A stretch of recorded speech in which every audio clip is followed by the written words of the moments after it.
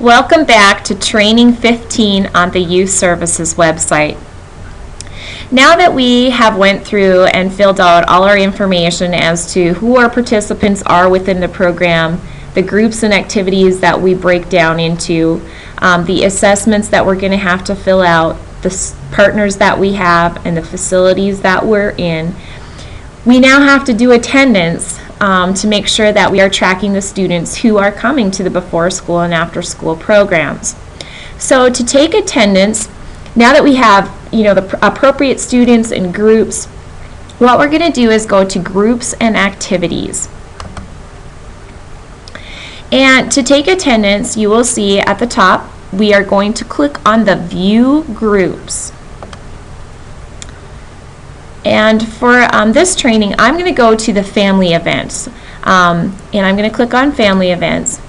And what you will see is at the top we have participants, activities, attendance. We are going to click on attendance. And we're going to see that we had, we filled in that information for the one activity on the first day that we were going to have for a family event. So I'm going to click on the date that I want to fill the attendance out for. And you will see that there is our family night. Now, if this was, an after-school programming, you might have all the different activities on the right-hand side that they're in. So you might have academic enrichment, snack time. You might have 4 different categories on the right-hand side. For this particular one, we just have one category. It was a family night. Now, we are going to mark our attendance. The easiest way to do this, I've found, is that if you click on the green arrow and you fill everybody in as participating.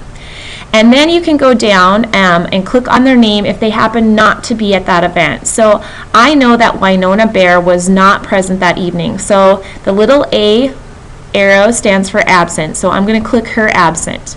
And I know that Donald Johnson was unable to come that evening. So I'm going to click that little arrow again once again and mark him absent.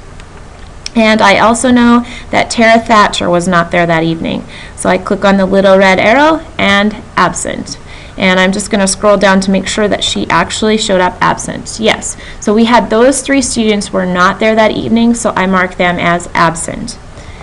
And then I need to save. Okay. And I can return to my list. So I will see that on that date. If I click on it,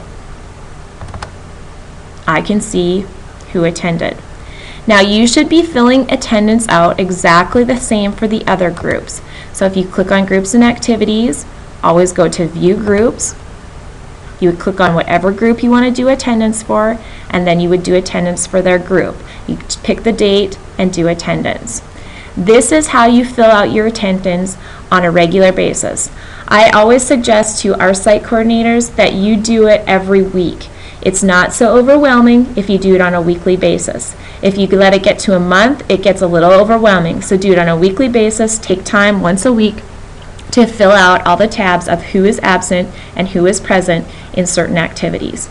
This concludes the training on how to do attendance.